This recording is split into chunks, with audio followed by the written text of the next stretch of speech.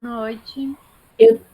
Só continuando então, Juliana, eu te mandei o material agora que a gente teve desde o início, desde a primeira aula. A aula 1 foi mais uma introdução aos fundamentos da administração, onde a gente conversou um pouco sobre o que é a administração, qual é a importância, o que nós somos, o que nós queremos, se a gente já parou para pensar no futuro do trabalho, enfim. Amanhã a gente conversa sobre isso. A aula 2 e a 3 ela entra mais na disciplina mesmo.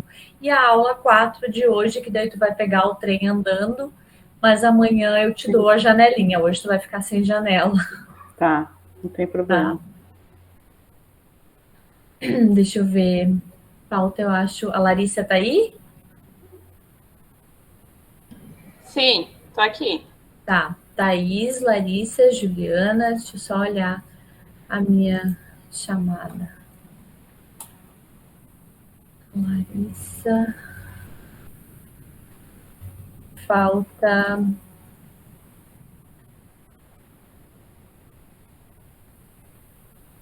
a Júlia. Larissa, só me ajuda um pouquinho. A menina de Santa Maria é a Júlia, né? Isso, é a Júlia. Júlia, tá? A Júlia me avisou que não pode. Então falta só a Ah, não, Gislaine. não, prof. A É a Júlia Gis... não. A Júlia aqui é a Deise. A Júlia é daqui de Santa Cruz. Tá, então falta a Júlia e a Gislaine. Daisy.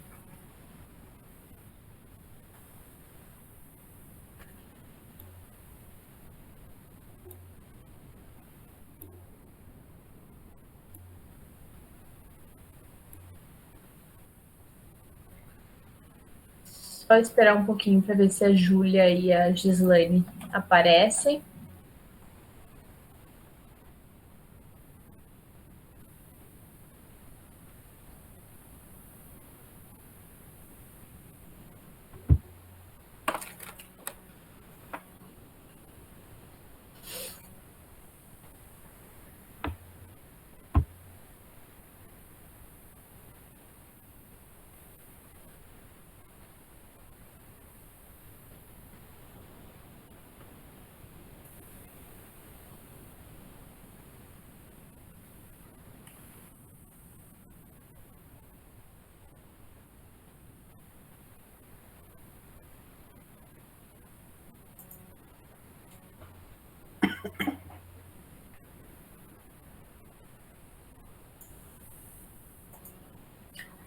Acho que não. Então, vou tomar um gole de água e a gente vai começar.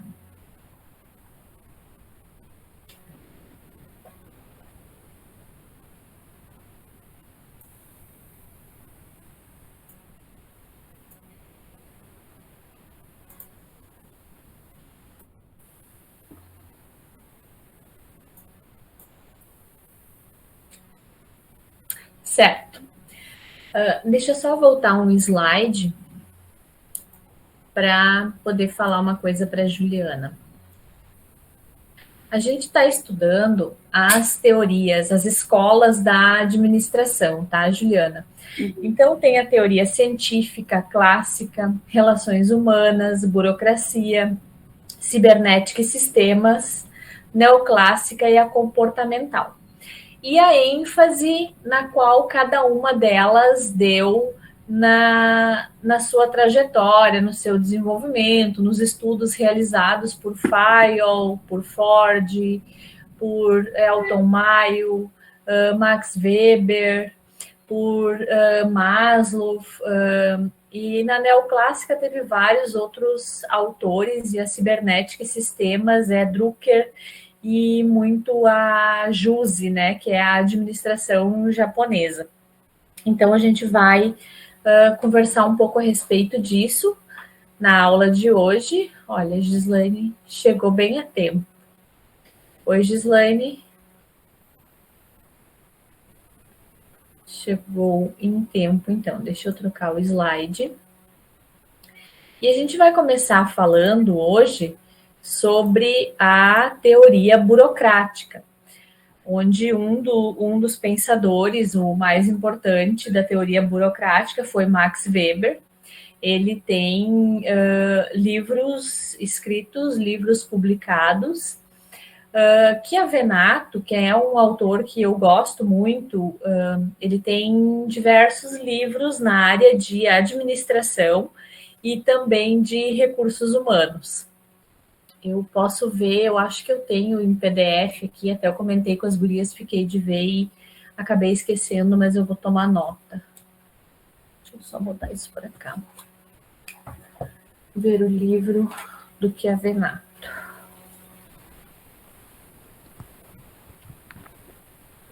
Boa noite, prof. Oi, boa noite. Tava trancando o note aqui, por isso eu não respondi antes. Ah, que bom. Que bom que tu chegou, né? Não que bom que o note trancou. Que bom que tu chegou. Max Weber, então, foi um dos primeiros teóricos, né? Foi, na verdade, o primeiro teórico que fez uma análise voltada para a estrutura da administração. Ele acreditava, na época, que a burocracia era que tornava uma organização excelente, era o que apresentava a excelência, a eficácia, os bons resultados. Ele acreditava muito na burocracia, nas coisas burocráticas, nas coisas rígidas, né? O termo burocracia, ele surgiu do francês, né? Eu não vou nem me atrever a pronunciar, porque eu não falo francês, mas o significado é kratia, né? Que vem do grego, poder, regra, e também o boreal,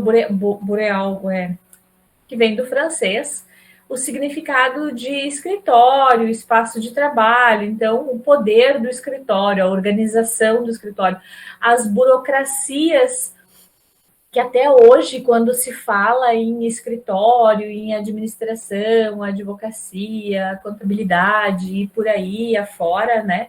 A gente lembra sempre em burocracia, papelada, regras rígidas, regras a serem cumpridas, normas, leis. Então, tudo surgiu com a teoria da burocracia, que foi estudada, desenvolvida por Max Weber. Ele acreditava que um dos traços distintos da sociedade moderna era o seu caráter burocrático, né? Vocês podem ver a foto dele ali, extremamente formal e sério.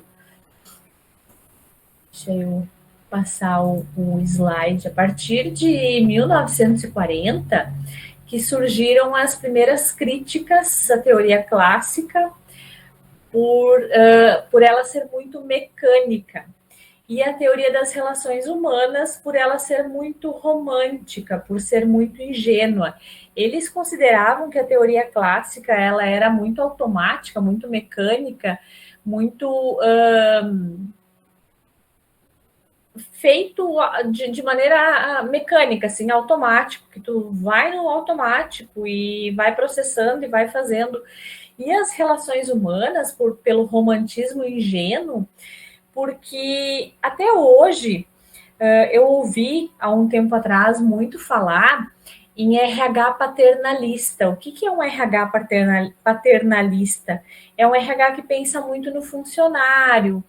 Ele tem o olho da empresa, o olhar de dono, de empregador, mas ele também tem o olhar de funcionário. Ele pensa de que maneira podemos resolver isso para ser bom para ambos, né? Então, as relações humanas, na época, elas eram tidas como românticas, como ingênuas, que não tinham poder, que não eram sólidas, que não eram firmes, abrangentes, que não serviam de orientação para um administrador. Um administrador não teria sucesso se ele seguisse as teorias clássicas e de relações humanas, né? Alguns estudiosos buscaram novas teorias para a organização, e aí surgiu a teoria burocrática da administração ali, que foi um dos estudiosos, Max Weber, né? A burocracia, ela é uma forma de organização humana. Até hoje, nós trabalhamos com burocracia, né? Se nós formos observar do ponto de vista de venda de cursos, vamos colocar como exemplo, a venda de cursos, ela existe uma mensalidade a ser paga. A instituição, a organização, que oferta, que ministra cursos, ela também precisa ter um controle de presença. E existe, então, uma lista de chamadas, existe uma frequência, um percentual de frequência necessário para a aprovação do aluno.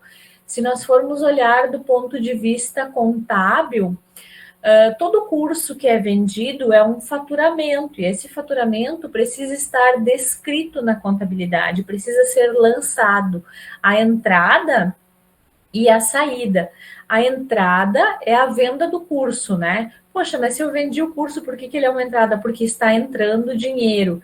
E por que ele é uma saída? Porque eu estou pagando impostos. Então, isso é burocracia. Eu tenho um comércio, ou eu tenho uma prestação de serviço, eu tenho toda aquela burocracia. Ah, eu vou abrir uma empresa para mim, vou empreender. Ah, mas é uma burocracia, tu vai precisar fazer CNPJ, e aí tu vai precisar de um espaço, vai ter que ter um endereço, vai precisar fazer PPCI, lá alvará de prefeitura, laudo de bombeiro, etc. Uma série de coisas burocráticas. Então, ela faz parte, a burocracia, até hoje, das relações humanas, mas não de uma maneira tanto quanto foi estudada, né? Ela foi se adequando, se adaptando, não flexibilizou, né? Vamos dizer assim que não flexibilizou, existem regras a serem seguidas e nós precisamos obedecer essa regra para bem viver em sociedade.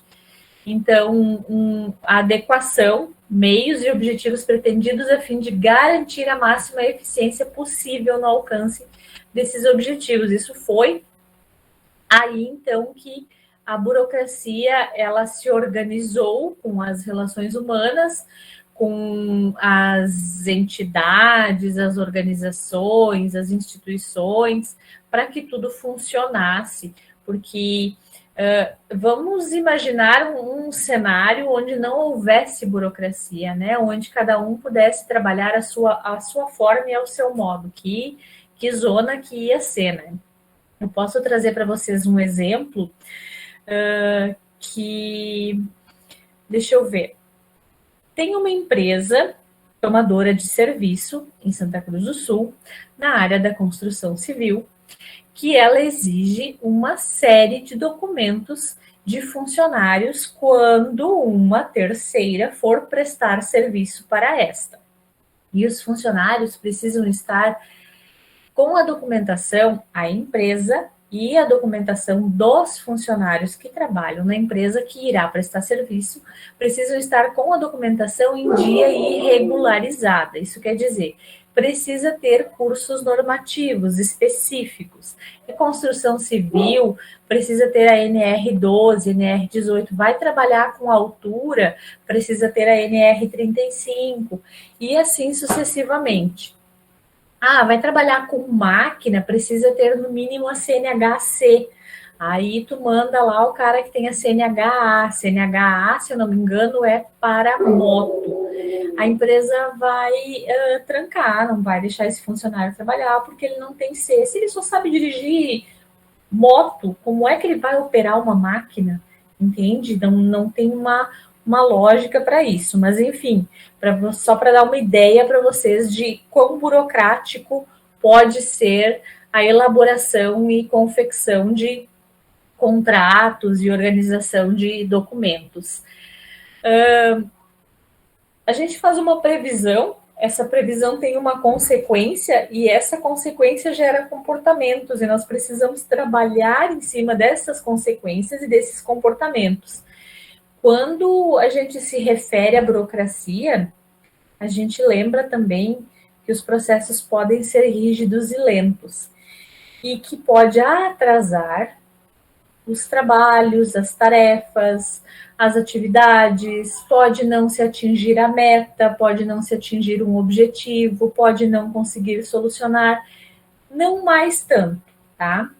Vou citar um outro exemplo para vocês, que para a empresa que eu trabalho, eu precisei tirar uma CND, é uma certidão negativa de débitos, do cartório de títulos e protestos. há alguns anos atrás, não vou saber mencionar exatamente quantos, quando se necessitava de uma certidão negativa de títulos e protestos, eles pediam no mínimo uma semana, porque eles não tinham isso em sistema, as informações de protestos. Eram gavetas e gavetas e mais gavetas. Imaginem um cartório cheio de arquivos, muitas gavetas. E eles precisavam revirar as gavetas, então, em busca de títulos e protestos em nome daquela empresa, ou daquele CNPJ, ou daquele CPF. E hoje, pedi que o estagiário fosse lá no cartório, e ele disse para mim que ele teve que esperar 10 minutos. Foi o tempo de tomar um cafezinho e a certidão ficou pronta. Né? Então, existe a burocracia, a necessidade de tu fazer um formulário especificando que tu quer uma certidão negativa de débitos, de títulos e protestos, de qual período que tu quer a certidão, se tu quer que busca só no município ou no estado, se tu quer que faça uma busca geral por aquele CNPJ. Isso é a burocracia do formulário, da requisição que tu vai enviar para o cartório. Lá no cartório existe a burocracia de receber esse formulário, aceitar, carimbar, protocolar e emitir a certidão. Hoje tudo por sistema a emissão da certidão, tá? Mas a requisição ainda precisa ser feita impressa. Outros cartórios e outros órgãos públicos a gente já consegue online, tipo INSS, FGTS, Receita Federal, Prefeitura, a não ser que dependa de algum alvará, alguma auditoria, alguma inspeção que demore mais. E isso tudo se atrela à burocracia. Tá? Se não, a gente perde o controle. Imagine se não houvesse a burocracia dentro do cartório de se controlar e se ter os registros de tudo que foi protestado e o cara chegasse lá com um requerimento assinado por qualquer um e pedisse uma CND em nome do teu CPF. Hoje, com a Lei Geral de Proteção de Dados, também isso não é nem possível, né? Mas o cartório, no meio da sua bagunça, das suas gavetas, não conseguiria emitir no mesmo dia. E tu precisa para o mesmo dia, sob a pena de perder um contrato muito importante. Então, a burocracia, ela nos traz a eficiência, a eficácia, as coisas mais objetivas. Então, a gente consegue mensurar, a gente consegue buscar, a gente consegue apresentar. Então, a gente está acostumado a confundir a burocracia com lentidão, com coisas que não funcionam, com sistemas rígidos, com coisas que não dão certo, mas nem sempre é assim, tá? Alguns órgãos públicos funcionam bem sob a burocracia.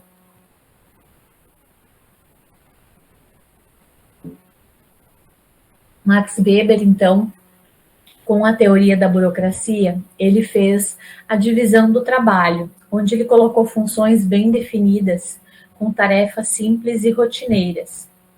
A impessoalidade, onde os membros da organização têm direitos e deveres definidos e as regras aplicadas de forma uniforme, de acordo com cada cargo e função. Dizer, as pessoas precisavam obedecer as regras, né? Respeitar as regras.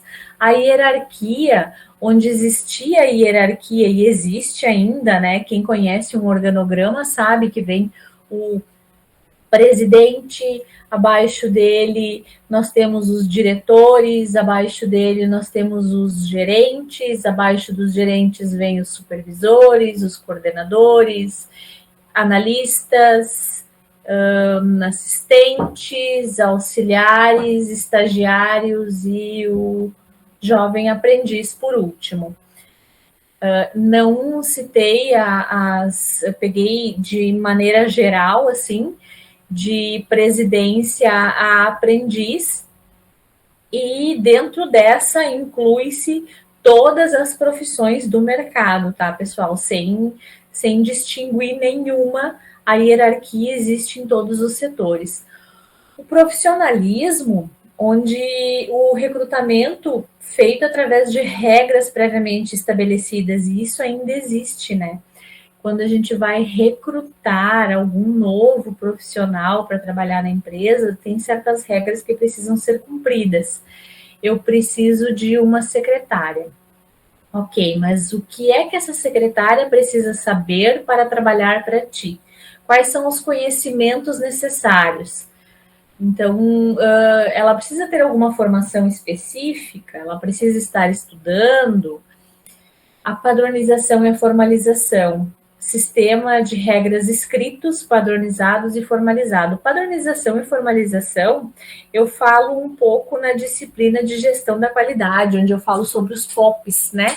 Programa de procedimento, Programa Operacional Padrão, onde a gente cria um sistema de gestão da qualidade e para tarefas feitas dentro de um determinado setor existem formulários específicos. Por exemplo, eu imprimo lá no RH uma lista de funcionários e um outro relatório, ou eu envio por e-mail ou por WhatsApp, de acordo com o que cada gestor prefere. Tem muitos que preferem ainda trabalhar com papel e não com a ferramenta online. E eles preenchem nesse outro formulário, através da lista de funcionários que eu envio para eles, quem vai tirar férias, quantos dias e quando. Este é um formulário de solicitação e requisição de férias. A partir daí, existe a necessidade do RH ver com outros setores se as férias do Pedro vai ter algum impacto sobre o setor de financeiro. Não vai ter impacto, pode dar férias para ele. Vai ter algum impacto no setor de obras? Não vai ter impacto, pode dar férias para ele. Então, assim sucessivamente, dentro dessa regra para conceder as férias. É um exemplo que eu coloquei para vocês. A autoridade, a fonte de autoridade era uma regra, uma lei. Hoje nós temos como autoridade, desde o presidente, os gerentes, diretores, falando em termos de organização, de empresa. E se nós formos falar de órgãos públicos, aí nós temos os prefeitos, vereadores, governadores, vice-governadores, deputados, senadores, presidente. Então, aí vem a autoridade e também a questão da hierarquia, né? A separação de domínio público e privado, né? O administrativo separado da produção. Paralelamente, existe uma separação entre o cargo de cada pessoa privada. Isso ainda existe, essa parte burocrática dos setores, a setorização das empresas, né? Isso ainda existe para o bom funcionamento e andamento das organizações. Existe a necessidade de se setorizar, de organizar, de separar as pessoas entre financeiro, licitação, vendas, a contabilidade, o pessoal da logística, o pessoal administrativo da logística, a equipe de fretes, a equipe de RH, a equipe de limpeza, a equipe que cuida da reposição dos cafezinhos nas salas de reunião, pessoal de TI, que é extremamente importante. Uma empresa não funciona sem pessoal de TI. Imagina tu chegar de manhã para trabalhar e a tela não ligar, ou o computador não liga, ou liga e explode. Então, pum, e deu. Chama o TI, né? Chama o TI, que sem o TI a gente não vive, não trabalha. As vantagens da burocracia e impessoalidade, né? A racionalidade, porque é extremamente objetiva, processo decisório veloz, precisão de atribuições, isso em relação aos cargos, a interpretação una de regulamentações, então, né? Padronização de rotinas, continuidade e substituição, a objetividade, a clareza, os limites, a constância, mesmo peso e medida para todas as coisas, confiabilidade e metodologia. Deixa eu ir adiante. Críticas para a escola burocrática. Ela é super racionalizada, não considera o ambiente, a natureza organizacional, não tem capacidade na resolução de conflitos internos, quando é extremamente burocrático, engessado, né? Sistema burocrático só sobrevive com exigências no ambiente se forem óbvias. Essas são algumas críticas à escola burocrática. Isso eu acredito que mudou muito, eu percebo que mudou, tem muita coisa burocrática ainda que geram entraves no dia a dia de trabalho, né? Para quem trabalha na área administrativa sabe como é que é. Então, tem muita coisa ainda amarrada, engessada, mas muita coisa já mudou. Quando surgiu o e-social, há alguns anos atrás, o boato que rolava nos corredores de RHs por aí afora era de que nós trabalharíamos extremamente engessados, né? Extremamente amarrados, que não seria fácil cumprir os prazos, era muita coisa burocrática, só que não era nada de novo, nada do que não existe, nada do que já não está na legislação, na CLT. Só que antes, como é que era? Se fazia o papel, o documento, e o funcionário assinava quando dava. E agora não.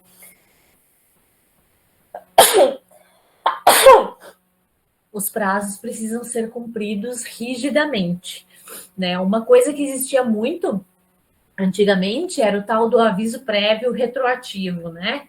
Tanto para férias quanto para demissão. Isso não existe mais, não tem como, né? O e-social multa. A teoria estruturalista, então, os principais... eu quero só perguntar para vocês, tudo bem até aqui? Alguém tem alguma dúvida, algum comentário? Tudo certo. Não, tudo certo. Tudo ok. Tá, então eu vou seguir. Teoria estruturalista, então, onde os principais pensadores, Amitai Etzioni, James Thompson. Eu já li alguns, não vou dizer artigos, algumas partes de livros de James Thompson para um trabalho que eu precisei fazer da minha pós, e ele tem algumas coisas bem legais, tá? Peter Blau, Richard Scott, Teoria das Organizações, eu usei muito Richard Scott no trabalho da minha pós. Teve início por volta de 1947. Todo organizacional é maior que a soma das partes, quer dizer, uma abordagem convergente de teorias diferentes, não era uma coisa presa, engessada. Estrutura organizacional, o ambiente, o homem organizacional, esse era o foco, né? Homens, pessoas, equipes organizadas. E o objetivo era equacionar aspectos formais e informais da organização. Vou dizer um negócio para vocês. Eu acho que na encarnação passada eu fui uma dessas criaturas aí, porque eu sou extremamente burocrática, eu sou com organização, com regras, como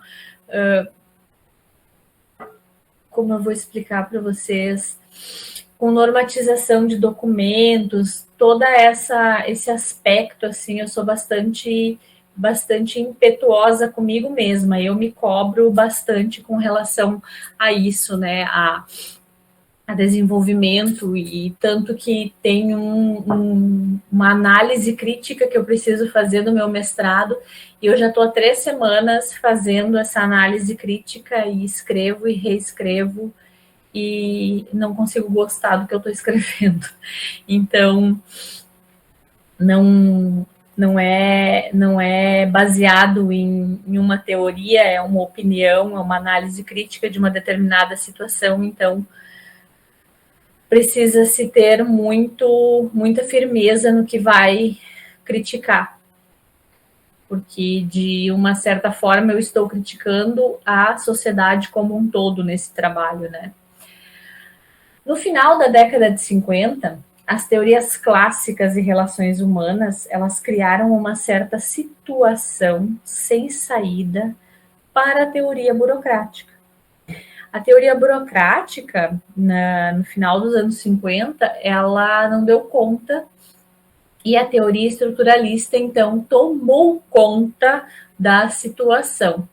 A teoria clássica, ela era caracterizada como homo econômicos, a teoria das relações humanas como o homem social, e a teoria estruturalista focaliza o homem organizacional. A teoria burocrática, então, da administração, ela meio que caiu por terra, apesar de nós ainda vivermos a burocracia, mas ela tomou outras formas, né? Ela começou a ter outros papéis dentro da sociedade e de várias organizações. Ainda de acordo com Chiavenato, a teoria ela foi caracterizada por uma múltipla abordagem, onde ela englobava análise, organização formal e informal. O que era uma organização formal e informal? A organização formal são aquelas empresas registradas formalmente que exigem e cumprem regras. E as informais, então, podem ser os prestadores de serviço e tudo mais. Recompensas materiais sociais, conflitos organizacionais ditos como inevitáveis, né? Isso tudo se tomou um certo controle e não se teve mais com tanta impetuosidade. Estruturalistas, eles fazem uma análise comparativa entre as organizações e propõem tipologias, onde surgiu o conceito da obediência por Etzioni e Blau e Scott, baseados no conceito beneficiário principal. Flexibilidade em face das constantes mudanças da organização. Então, a gente sabe, não é de hoje, é de muito tempo, né? As organizações estão em constante mudanças e a flexibilidade com essas mudanças facilitou bastante, porque antes, para te realizar uma mudança organizacional, era muito mais complexo. Ainda não é muito fácil realizar uma mudança organizacional, tá? Mas elas acontecem com maior flexibilidade. A tolerância às frustrações, onde se evita o desgaste emocional decorrente de conflitos entre necessidades organizacionais. O que são esses conflitos? São aqueles conflitos que a gente tem, às vezes, durante o dia, durante a semana, durante o mês, no trabalho, na empresa, conflito de opinião, divergência de opinião, que acaba gerando determinado conflito, às vezes, entre colegas ou supervisores e colaboradores. Desejo de realização, com cooperação, conformidade de normas, onde também cada pessoa pertence a vários grupos e organizações e desempenha diversos papéis, ocupa muitas posições e suporta um grande número de normas e regras diferentes. Eu posso colocar para vocês, assim, como exemplo, vou me dar de exemplo, agora vou me dar de exemplo. No RH, eu acabo absorvendo, acabo filtrando muita coisa. A diretoria precisa de alguma coisa, pede para o RH, o financeiro precisa de documentação, precisa dos impostos para fazer os pagamentos, o funcionário tem um problema ou na empresa ou é um problema pessoal também, acaba no RH para a solução. Colaborador gerou um conflito no horário de trabalho com o cliente, às vezes o gestor do setor da loja, ou seja lá o que for, tenta solucionar esse conflito algumas vezes com o cliente, as coisas ficam mais apaziguadas, mas o funcionário precisa ir para o RH então precisa pontuar essas situações. Ali estão, então, os diversos papéis. O RH acaba sendo o burocrático, acaba sendo o psicólogo, acaba sendo o conselheiro, o recrutador, como é que era? Guilhotina. Numa outra empresa que eu trabalhei, na sexta-feira, eu saio muito, né, para circular na empresa, para ver como é que está a equipe, se está tudo bem, para dar um oi, para dar o ar da graça, né? Então, nas sextas-feiras, na outra empresa que eu trabalhei, quando eu saía, eu escutava o burburinho: venha, dona Guilhotina. Que, tipo, existe um tabu de que sexta-feira é dia de demissão, mas é mentira, tá? Qualquer dia é dia para contratação, para férias, para demissão, então era só uma brincadeira que o pessoal fazia. Nunca levei a mal, até porque a decisão não é apenas do RH, tá? A teoria cibernética e sistemas e cibernética, vocês sabem bem que hoje uma organização, ela não funciona sem um sistema, porque já se foi o tempo de quando se preenchia a nota à mão, né? De quando tu ia na padaria e te davam um recibo de papel. Agora tu sai com um cupom fiscal, com uma nota fiscal, os documentos oficiais. E tudo isso só é possível a partir da cibernética, que é a ciência da comunicação, o controle da biosfera, da tecnosfera, comunicação, sistemas integrados, a internet e tantas outras coisas que existem por trás de termos um computador ligado, um celular na mão, conectado à internet, nos trazendo informações o tempo todo. Naquela época, quando começou, eu não tenho aqui agora, deixa eu voltar lá na frente, passei demais. Cibernética foi em 1951, eu não tenho em mente quando foi que surgiu o primeiro computador, mas depois eu busco e eu digo para vocês. Eu até li isso esses dias. Mas, enfim, é uma ciência interdisciplinar envolvendo sistemas da organização para processamentos de informações e controle, processamento de dados, né?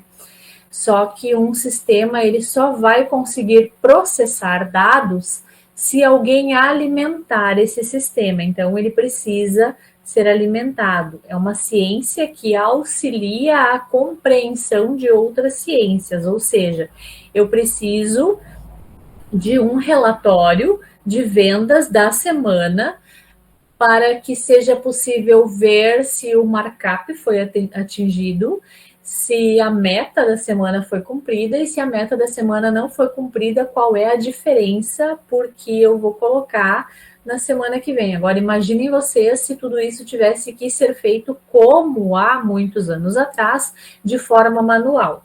Então, os sistemas, a cibernética, ela veio para nos auxiliar com isso, e a gente só dá alguns cliques lá e o sistema nos fornece as informações. O que é, então, um sistema propriamente dito? É um conjunto de partes interrelacionadas, direcionadas a um objetivo comum. Eu, esses dias, tentei abrir no Excel aqui, o Excel tem uma parte ali de dados de programação, mas eu já não me lembro mais como se faz, eu fiquei com medo de estragar minha planilha e eu não mexi mais. Mas abrindo aquela parte de dados, não de fórmulas, ele é uma parte de processamentos que existe dentro do Excel, a gente pode ter uma ideia de como é que o Excel pensa por trás de uma fórmula que nós inserimos nele. Por exemplo, a gente coloca igual 2 mais 1 e dá um Enter e o Excel vai te dizer que é 3. Mas por trás disso existe toda uma programação para que aconteça dessa maneira. Então, o enfoque sistêmico, ele passou a ver a empresa como um sistema aberto, com integração, comunicação, ambiente externo e interno e externo envolvidos. Surgiu a partir dos trabalhos de Ludwig, publicados em 1950 e 1968. A ideia de sistema vem de um conjunto de partes que funcionam como um todo. Maximiliano.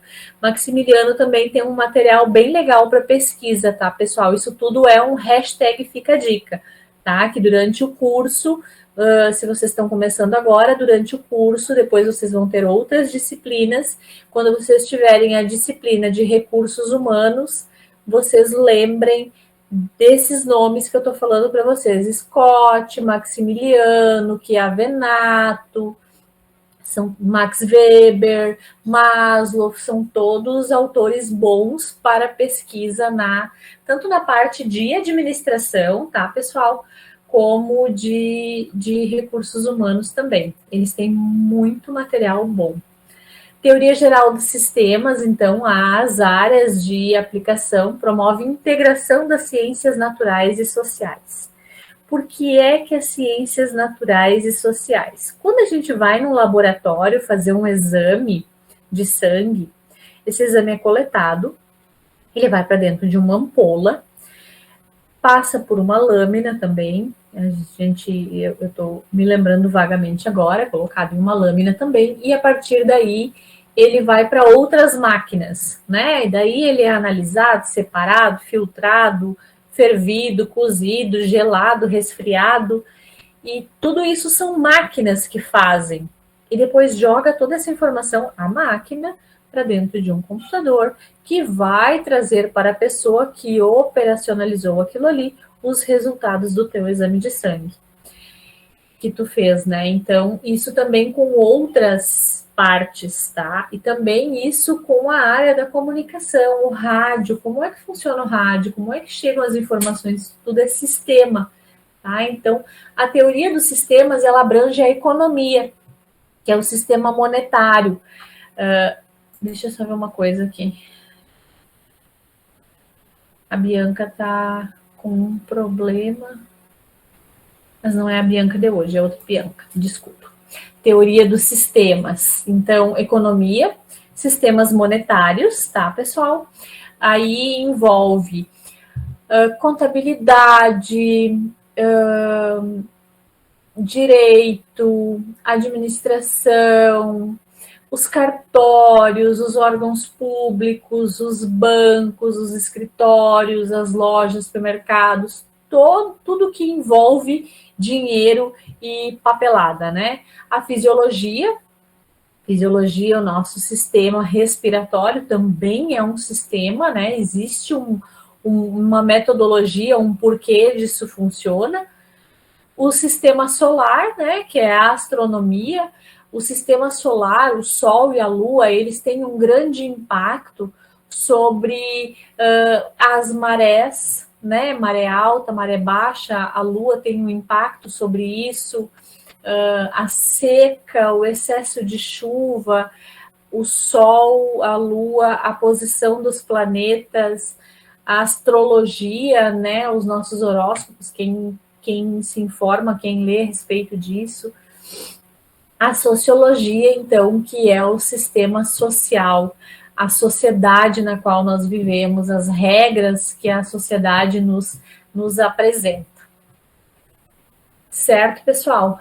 Alguém tem alguma dúvida até aqui? Querem perguntar, querem falar alguma coisa? Eu faço uma pausa, vocês falam, ou nós continuamos?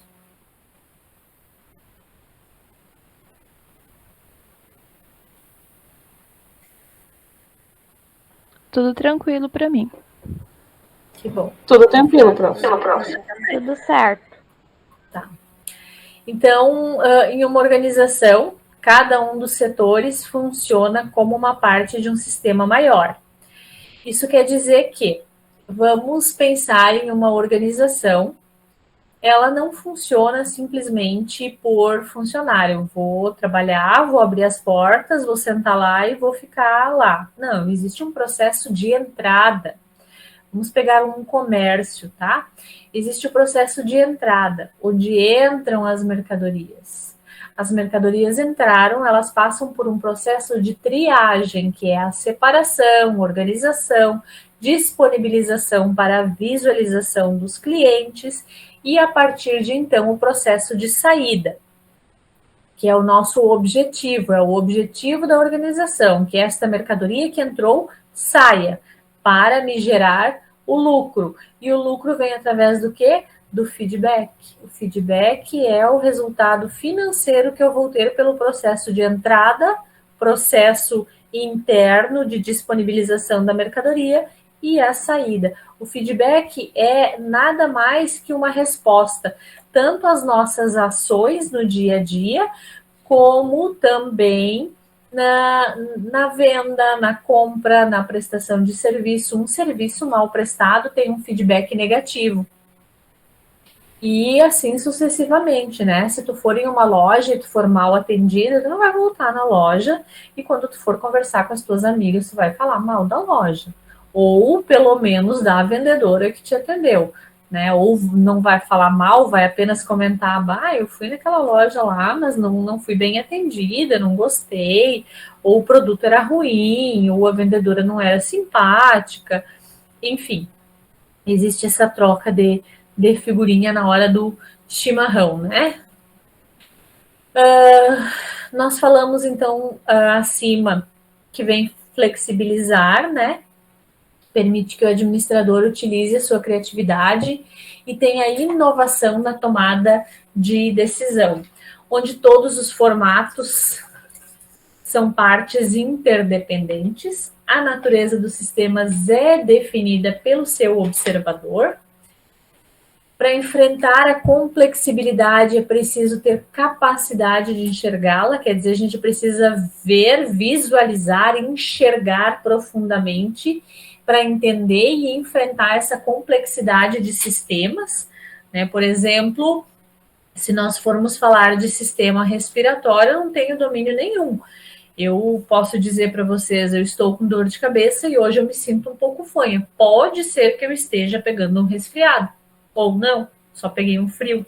Então, não posso definir, de repente, pode ser uma pneumonia, pode ser uma amidalite, não é nada disso, tá, pessoal? Eu tô só porque não é minha área de conhecimento. Então, esta é a complexidade, não é da minha área de conhecimento, mesmo que eu veja, eu não enxergo. Eu não enxergo como uma pessoa que estudou para isso enxerga, entende? Vai olhar para mim e vai dizer, não, é só um resfriado, fica tranquila, né? Vai ouvir o pulmão, vai olhar a garganta, fica tranquila, é só um resfriado. Ou não, ele vai ouvir o pulmão e vai dizer, poxa vida, né? Tu tá ferrada. Mas não é nada disso, tá, pessoal? Foi só um exemplo de novo. E o enfoque sistêmico, ele é quem utiliza, né, o enfoque dos sistemas, enxerga os sistemas e toda a sua complexidade. Deixa só eu dar uma olhada no tempo aqui na aula, ele me avisa sempre quando está indo para o final. A teoria baseada na comunicação, eu gostei dessa figura bem colorida. A comunicação, antigamente, eu falo muito em antigamente, tá, pessoal? Porque nos fundamentos da administração, a gente começa a estudar eles, isso para a Juliana, que está chegando hoje, com a Revolução Industrial. Tu lembra da Revolução Industrial lá da época da escola? Pois é, essa chata apareceu de novo na tua vida, Revolução Industrial. A Revolução Francesa não, tá? Só a industrial mesmo.